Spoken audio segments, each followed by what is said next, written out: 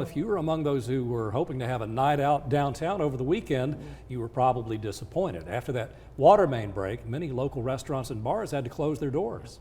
Our Grace McKenna has more on why those businesses made the decision to close. Grace? Well, I spoke with some restaurant owners today who tell me that they decided to play it safe rather than take a risk during that water main break. During that boil water advisory, like I said, they played it safe, but after a potentially busy weekend, they're feeling the costs. As Nathan Lindley of Il Primo preps to open for dinner, stray water bottles mark the end of a long weekend. It was a little hard to process and know what to do, so we tried to get as much information as we could. We served everyone who was here bottled water. Il Primo shut down Friday evening after a water main break prompted a widespread boil water advisory.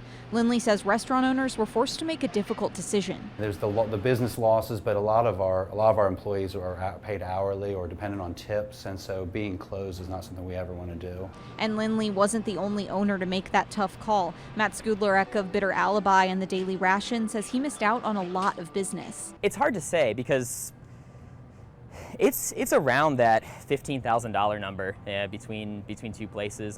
Lindley says he played it safe by closing, purging ice machines, and throwing out food, but he wishes the advisory had been clearer from the beginning. The way the information was sent out was very confusing and frustrating for business owner.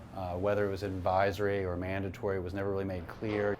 Despite the losses, Skudlarek thinks he made the right choice. It's not an easy decision to make, and if we had to do it again, we would, in the interest of being in compliance and being safe. I mean, it's never a fun decision to make, but you'd rather be safe than sorry. Lindley and Skudlarek own 4 local restaurants between them, and all of those spots will be back open for business today as they try and make up for that weekend. Live in the studio, Grace McKenna, Channel 3 Eyewitness News. Thank you, Grace.